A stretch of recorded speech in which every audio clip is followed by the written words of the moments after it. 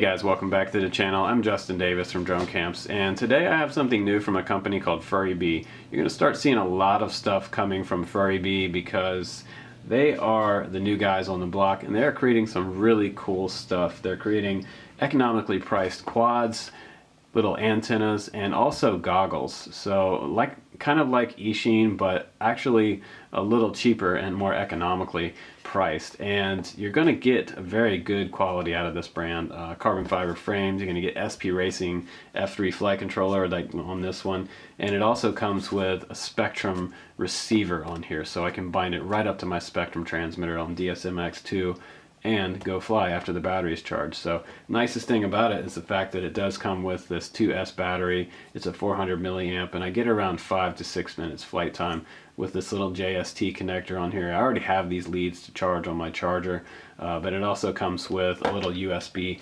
charger inside.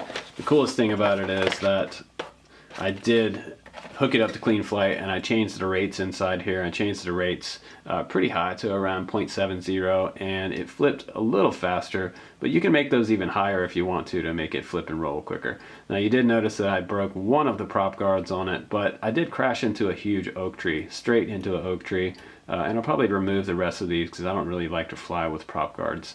The frame is really nice on the bottom. It's a 3K carbon fiber weave inside, right underneath that top shell. And you can take this top shell off. There's a little USB port on the side here, which is accessible pretty easily here in between those two prop guards that you would have on yours. But coreless, brushless motors on here are very powerful. In my punch out tests out in the field, I was up in the air really nice. Now, if you don't want to fly it with this little bee hornet looking top on it, you can take this off and you can fly it without it. It actually add a little less weight, maybe a little more flight time. But now you're looking at the really cool part of this quad. Now, you have a lot of stuff going on here and a lot of really cool stuff going on here. Mainly this SP Racing flight controller, F3 Evo, which is tunable in clean flight I was telling you about. And you have this little green part right here is your Spektrum DSMX receiver. So plug in the quad, it'll start flashing. When you turn on your radio, hold the bind button and it'll stop flashing, and then it'll go solid orange when it's bound to your radio. So you have your little antenna here. But the coolest thing about this flight controller, I love this, is the fact that it has detachable motor parts, plugs right here, front and back, because normally we have to solder on the motor connections on these brushless brushed motors, and then you have to, if you want to remove them later, you got to desolder them. So these are plug and play. You can just pop them off and put a new motor on, no soldering required, which is really nice for new guys too. I definitely did not want to attempt soldering anything on something this small when I first started. So looking closer at the board, also there's a beeper on here. And some of the other micros out there, I wish I had a beeper on, because when I crash it, it's really kind of hard to find these. But this one's bright yellow. It was easy to find even without the beeper. But it's nice that the beeper is on here because, like I said, there's not been another board that's come in yet that already had a beeper on it for this micro size quad. So this is very cool. USB port here. And you also, if you want to, you can take this receiver off. If you have an FrSky, you can use that AC800 on here. Just desolder these three wires right here, this little 5-volt ground and signal wire, and then replace them just as these are right here with your FrSky receiver, and then you can get SBUS on here.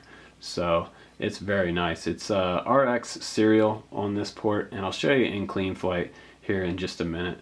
After this little review and overview of the body. The frame itself is carbon fiber, and it's 1.5 millimeters thick. I added a little piece of Velcro on the bottom of mine just because that's usually the way I like to fly. It does have the wires taped down on right and left and front and back here. You've got your JST in the very back. Your antenna from your transmitter, from your video signal, is pretty long. It actually runs the length of the body and comes out the back here underneath the frame. And the cool thing about this frame that goes over top of it is the fact that it has a bigger hole here, and it allows the transmitter and the video camera to be tilted a little more. So I was able to get a little more tilt here, and they accommodate that inside this frame. I can actually go quite a few more degrees of tilt if I wanted to.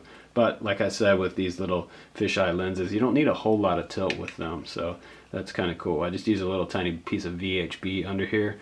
40 channels and 25 milliwatts. So in my testing, I didn't have any problem in close proximity. You know, a couple 100 feet away, no problem, no big deal.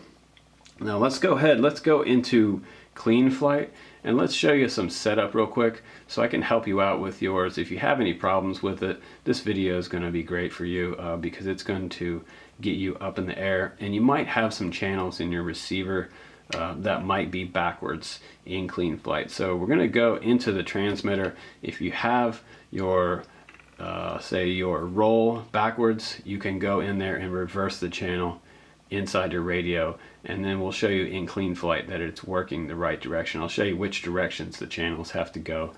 This will help you a lot, especially if you're a new guy. So let's hop on clean flight real quick. We'll hook this up and I'll show you what's up in clean flight. Alright guys, go ahead and open up clean flight and connect your USB cable to your quadcopter. Make sure that you bind your quad before you open up clean flight, just so we can go ahead and plug everything in and get into the receiver settings. You want to plug your battery into as well to play around with your receiver to make sure that all your channels are working correctly. So I'm going to go ahead, I'm going to click connect, and I'm going to check my orientation first, right and left, forward and back. Everything looks good there. Make sure you have your quad sitting on a level surface. Now I'll go down to ports, and you can see that we have USB MSP set on here, UART1 and serial RX for UART2. You should see that setup. It comes pre-configured like that. Now I'll go down to configuration. You don't have motor stop one shot on. Make sure that's off. Now at the very bottom down here in the other features, I turned off black box because I'm not going to use black box in that this setup. Now fail-safe, I have it to drop, and once you do that, if you set it to drop, you can press save and reboot there. Now PID tuning, I have my roll, pitch, and yaw rates set to 707070. That's 0.70 by the way. Once you do that, save that as well. Go to your receiver channel. Now I'm going to move my sticks on my radio, and I can see that my yaw is going the correct direction, left and right. Now we're going to check the pitch, and that should be forward and backwards there. That is the correct direction for it to fly. Now let's check out the roll. So we'll go left on the roll stick, that's the right stick on the transmitter, and now pushing it right, and those both look okay. And this channel map tab here, it's set to default, so leave this on default and you should be good to go. And when you get everything set up here, you also check your switches here and your arm switch. You should see those move. When you get those looking good there, go ahead and press save. Now we'll go down to the modes screen, and I'll show you. I have my arm switch is set to auxiliary 1. You can see this green dot right here go over to the green here, and it's armed, and now it's disarmed. Now for my modes, I have air mode, angle, and horizon, and I have that set to the auxiliary 2 switch. If this, when you move this right here, if this goes the wrong direction, if it starts over here and goes this way, you need to reverse the auxiliary channels inside your Spektrum radio. So go in there, reverse those, and then they should move from the very top down to the third position to the right. So starting at the left and moving the switch down to the second position, you should be on horizon, and the third position you should be on air mode. All the way back to first position should be angle mode. So now I can go ahead, I'm good there, I can save that. I also have my beeper on auxiliary channel 3. So right now you can see here it's not enabled, but if I move the switch down, the beeper comes on. So if I'm looking for it, I have that on a different switch as well, over on the right hand side on aux 2, and that's on the DX8 by the way. So it might be different depending on what Spektrum transmitter you have, but binding it up was very easy. You plug in the battery, hold down the bind button, turn your transmitter on, and you're good to go. And like I said, on this receiver screen, if any of these are backwards, if roll goes to the right when you push left, that means that you're going to crash when you first try to fly it. So make sure that you watch this video and make sure that your roll goes to the left and right like you see on the screen. Pitch is forward and back. Yaw is to the left and right. Throttle is up, down, just like that. And your auxiliary channel, I'm going to show you auxiliary 1 here. That's my arm switch. Auxiliary 2 is my modes switch, and auxiliary 3 was my beeper switch right there. So that's pretty much it for the setup. If you have any questions, please do post it down in the link below underneath this video. You can also check out the link to grab one of these if you want to buy one yourself. You don't have to build it. You just have to do a little bit of setup and clean flight and you're ready to fly. So no big deal. But thanks again for watching, you guys. I'm Justin Davis. I will see you on the next one.